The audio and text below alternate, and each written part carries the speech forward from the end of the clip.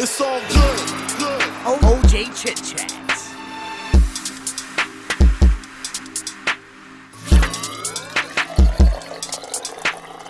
OJ Chit Chats. It's all good. It's juicy. Welcome to OJ Chit Chats. I'm Oon and with me is Jake Abdullah. Our guest today is Jaclyn Victor, who needs no introduction. Thanks for coming to our show. Thanks for having me. I'm excited. It's my first podcast. It's my first time actually talking with you, but I think you and Jake know each other for some time, yeah? Oh, wow. Yes. How long? 20 years? 25 years? More. I think more. Yeah, 25 lah. Maybe about 25 years. Yeah. Yeah, when she was singing the pubs also, I remember. Yes. Jack, how are you? You know, it's already close to a year with the COVID and pandemic and lockdown and all that. I know you work out a lot. So other than that, what have you been doing? Because you can't be singing, so... Oh my God. I have not been working out, actually. That's so sad. I quite enjoy working out, but I don't even know why I'm not working out. I'm just such a lazy bum at the moment. I haven't been doing a lot of singing, which is... There's no one word to describe the angst I'm feeling that I cannot sing. But on the side, what I've done is I've opened up a restaurant lounge and bar in Jalan Telawi too. That's right. It's called Bats Bar at Telawi Street. So that's going.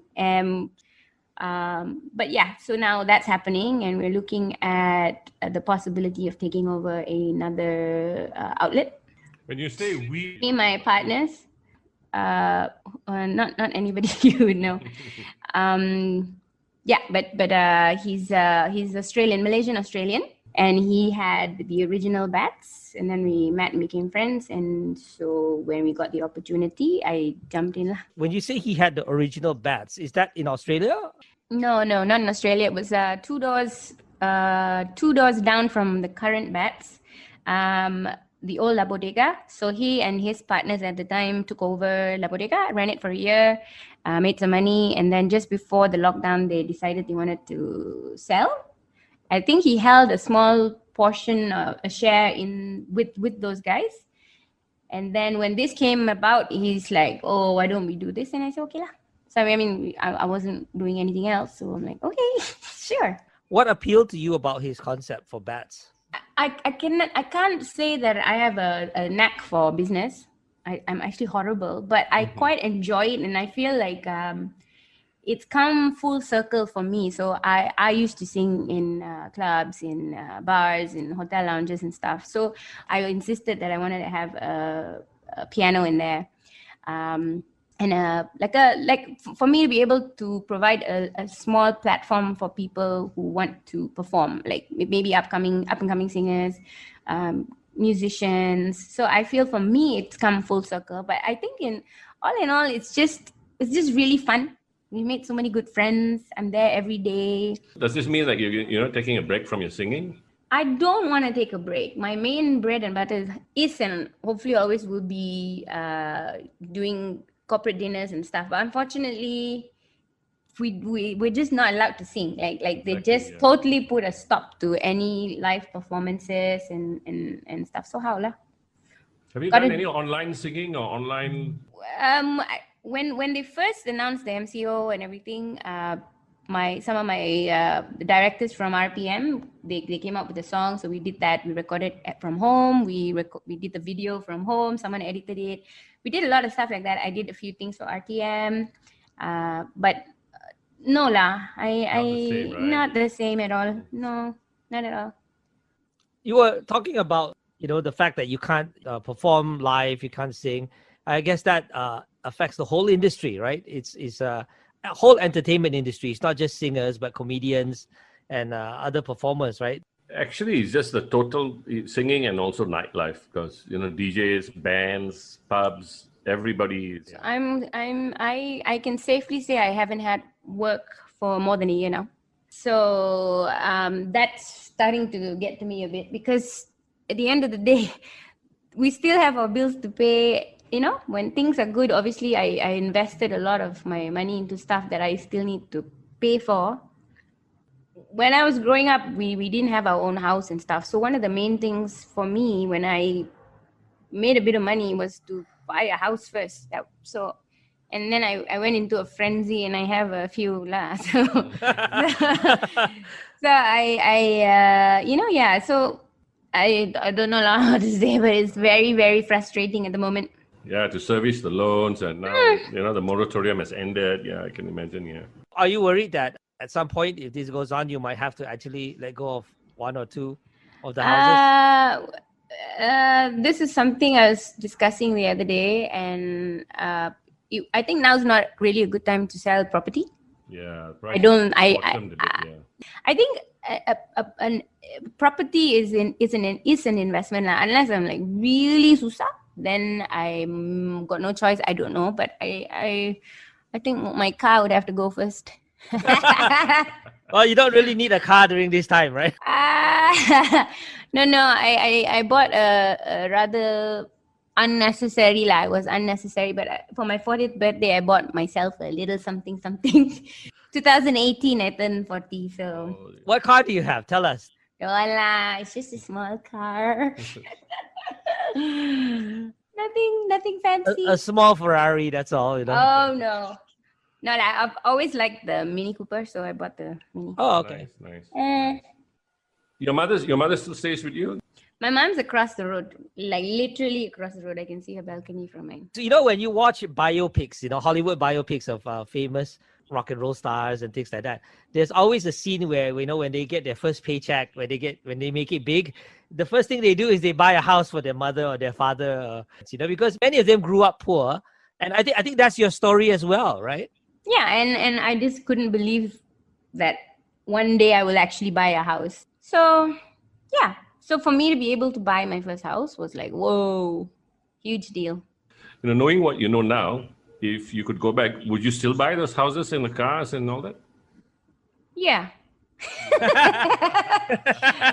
Because me, I wouldn't, I wouldn't. If I know what I know now and I could go back, my houses I will still buy, but I would be very clever with the other stuff lah. So the other wasting money buying stupid stuff and all that, I would be.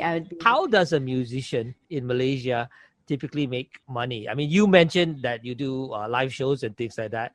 Is it true that most of the revenue or your income comes from live performance as opposed to recordings? Okay, so besides the obvious, you make music. And when the song becomes famous, you get called to sing at shows. So that's a given. People who've been in the industry for so long have also found ways to go into businesses, people selling makeup, people selling baju, people selling sambal, people selling everything. There's just so many people doing it. So if I wanted to put myself if I wanted to put one foot in somewhere, then I would like it to be something that is special, different. I think people come there to see you, but you're an A-lister, But what about the people who have been in the industry for 2 years, 3 years, singing, and then the pandemic hit, COVID hit? How do you think they are making ends meet?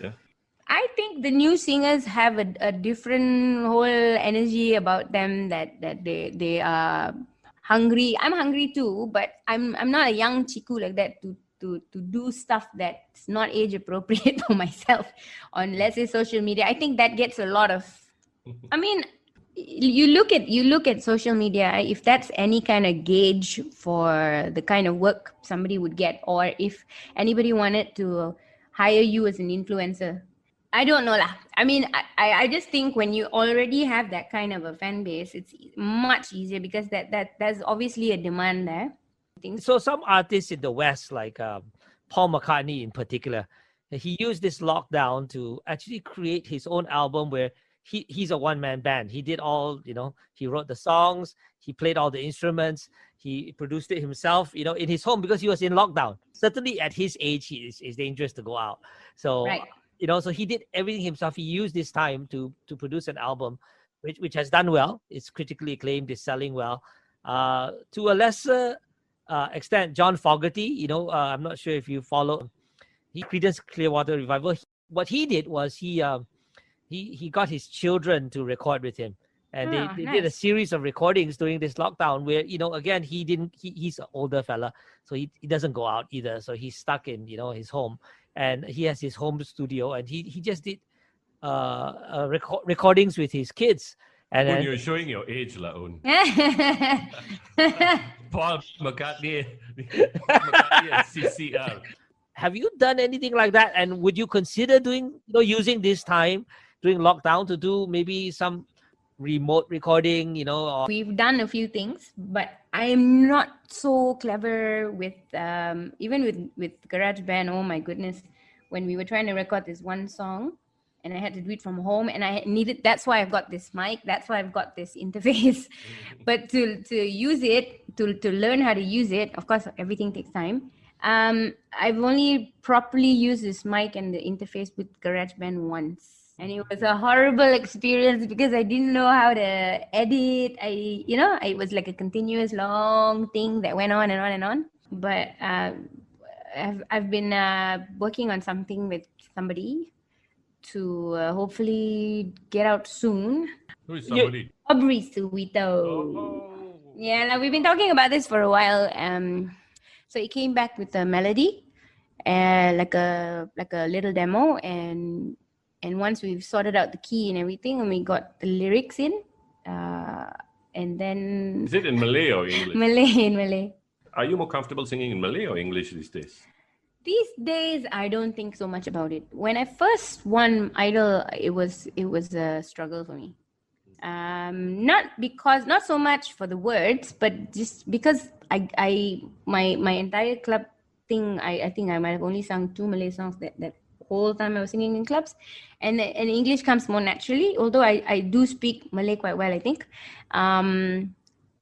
I don't know, I emoting differently, I suppose, if that makes any sense. But now these days, no, I don't even think about it. So it's prior to the lockdown, Yes. prior to this whole MCO, can you give us a sense of, what your usual schedule is like? I do have children, so that's that especially before I got my helper, my kids, managing my children's school while they were in school and everything, that would be a chore. I'm not a morning person to begin with, so having to get up to get them ready, take them to school, I'm like, oh my god.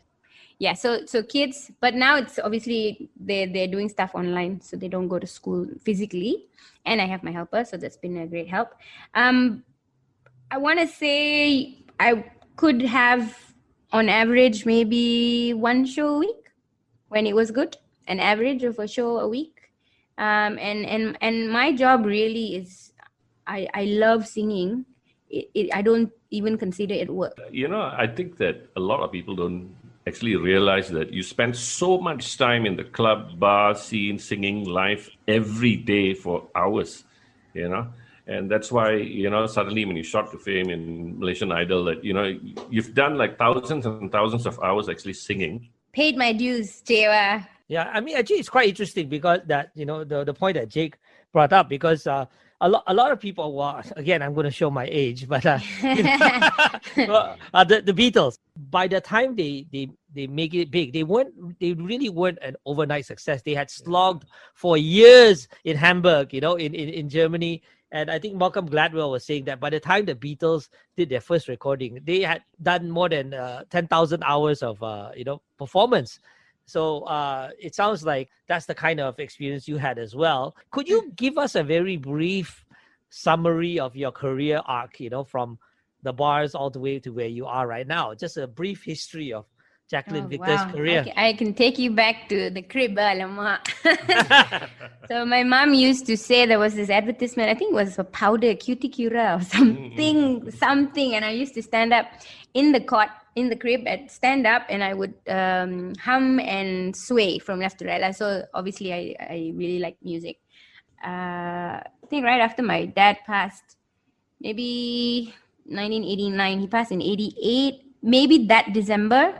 He passed in August. I think maybe that December or the December after that, there was something in church where we needed to sing Christmas carols. That's where they kind of discovered me. It was just me and my cousin sitting on each side of the piano, the lady playing the piano, and she just suddenly turned to me and said, "Hey, you can sing." So it started there. So from then on, so people always assume I sang in with the choir. I never sang in a choir. But I sang in church. So started there, used to sing for Christmas ka, New Year ka, Easter ka, whatever I would sing. And then in school at Form 3, they had moral week in school, and they wanted a bunch of kids to sing Zainal Abidin's Hijau. So I got given a solo part, a small solo part, again, to which all my teachers were like, whoa, I didn't know you could sing. So this was in front of assembly in the morning. So that, and then after Form 5, one of my church members invited me to go and sing in Malacca for his cousin's wedding. And that was how the whole band thing got started. So yeah, some of my schoolmates got a band. We went to audition somewhere. We sucked. We sucked. But the band that was already playing there called me. The guy called me and said, "Hey, we're starting a new band. Would you come and sing?" I said, "Okay, fine." Then I realized the drummer is Jerry Felix. Jerry Felix, yeah, the legendary rock drummer. So I was with Jerry's band for 8 years.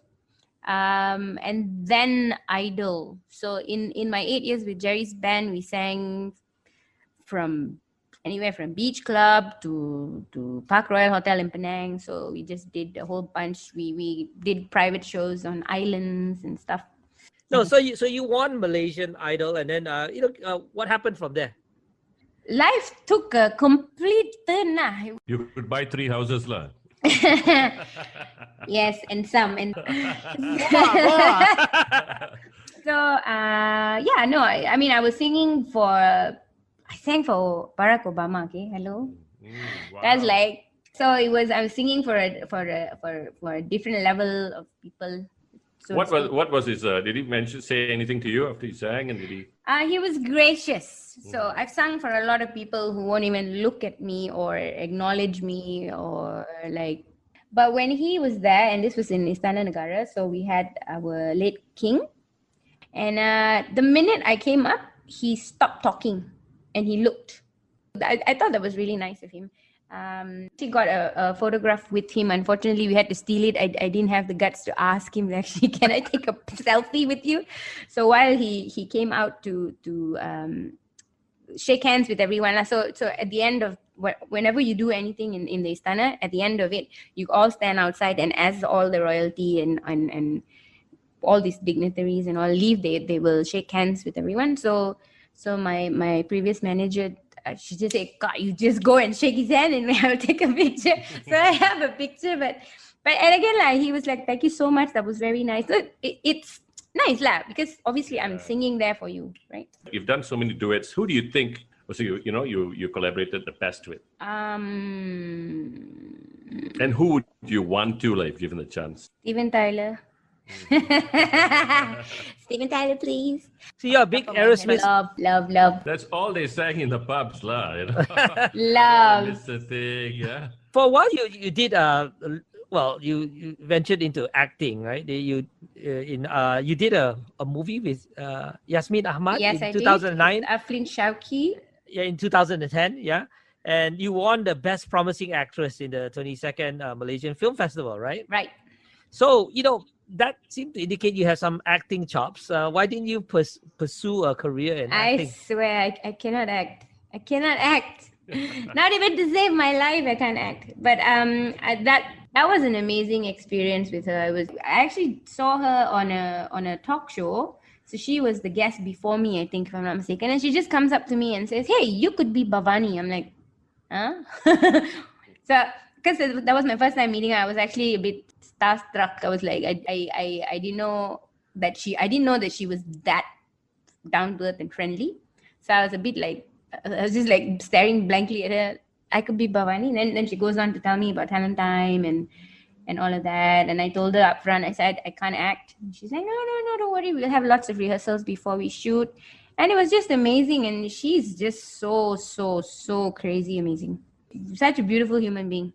So why didn't you continue in acting? I prioritize my singing more than anything. So if it just so happens to not clash with anything that I already have, then I'm always game for new experiences. So I did Talent Time, I did Chuchi the Musical, I did Appalam. That's the one with Aflin Shauki, yeah? Aflin Shauki was Appalam. Chuchi was actually Chuchi wasn't the film. Chuchi was the play, musical. Was it Hans Isaac? Yeah. Now, if you weren't singing, just say any other jobs that you think that. Piano teacher. You play the piano, is it? I used to play. I stopped at grade 6. I hated practicing. I was really good at theory and stuff, but and you know how your palms all get sweaty when you're sitting at the examination hall, and you're like can't stop sweating. You're so nervous and everything. Yeah, but Do you play other instruments? no. I have a guitar that my intention was to learn how to play, but Do you still play piano every day? no. Actually, my kids ripped my piano keys out and everything, so I got rid of my piano. Well, you're a pianist, and you said you were No. I used to play the piano. no, but you said you were good in theory. Do you feel that the fact that you're musically literate, as opposed to many pop and rock artists, they can't read music. They can play instruments, but they don't actually read Knowledge, music. yeah. Yeah. Yep. Do you feel that your musical literacy actually helped you as a singer? No, I don't think so. I mean, I never thought about it like that. Now that you're asking me, I'm like, no lah. I mean, I would say no. I mean, it's an advantage to be able to read music and stuff. But I suppose when you're talking to a musician, if you know your keys, you common sense will tell you if it's too high, then you come down 1 or 2, or can you play it in this key instead of that key? I think the operative word is common sense, and your common sense was built I can't remember who said it, but you need like 10,000 hours to actually become a Malcolm Gladwell. Yeah, Malcolm Gladwell. Good at something, is it? Yeah. I think you got your 10,000 hours sing, and I remember hearing you sing, and I see music coming around rather. So I think you got all your experience and your practice, and really sharpening your trade in the bus. So when you got into the big scene, it was everybody only saw you there, but they didn't know the work you've put in. Yeah. True that. Don't get me wrong. I mean, the singing part you don't think about, but being on TV, being on stage, like that kind of a stage, for instance, it's another skill where I used to hate the camera following us during Malaysian Idol. I'm like, just go away from me. I just want to sing. Even when I first started singing in clubs, all I wanted was to just not be seen. Why can't I sit? Why do I need to interact with people? Why do I need to talk to people? I didn't get it at the time because I was obviously very young. So being on TV, especially, how you need to communicate with the people who are watching at home, for instance, and how you need to look at the camera and your stagecraft. I'm like, oh my God, I hate all this. Yeah, so it was, and I'm so shy last time, my goodness. You don't strike us as that now. Now, no, not so. But when I first started, oh my goodness. Oh, I hated it. During the lockdown, obviously the restaurant business was closed and you can't do live shows. Can you give us a sense of what your day is like, during MCO? What's a typical day like for you? I sleep to 10:30. No, I'm kidding. Yeah, I'm a night bird, naturally. I wake up about whatever time, play with the kids for a bit, maybe cook. Do you cook? First MCO, my goodness, I cooked. I did. Yeah. But so I was just thinking, I was surprised at how much coverage there was about this new mystery man in your life. Bye, I gotta go. Well, it seemed like you were willing to talk about it back then. Is it still on? On. Is he Malaysian Australian? I ain't saying nothing. Okay. Any wedding bells in the near future? Maybe. Don't lie. Okay. No, it's all good, lad.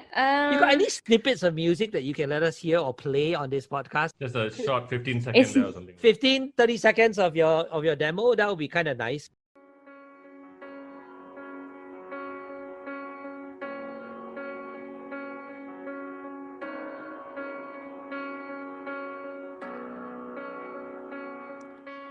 Oh, there's no vocals. No, Maybe we'll just end by you singing a part of your favorite Steven Tyler song lah. Come on, a cappella, come on. Come on. Angel lah, sing Angel. I'm looking at Crazy. Wait, I forgot. Crazy lah. Crazy is good.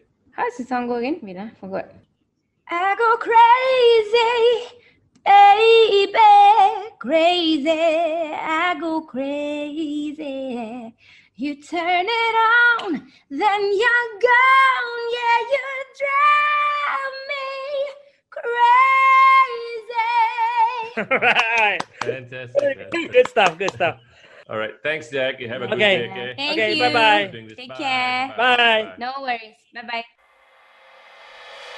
Thanks for listening to OJ Chit Chats. We hope you enjoyed our podcast. Support us by becoming a patron at patreon.com. Alternatively, you can listen to us on www.ojchitchats.com or follow OJ Chit Chats on Instagram and Facebook, and please subscribe to our YouTube channel. It's juicy.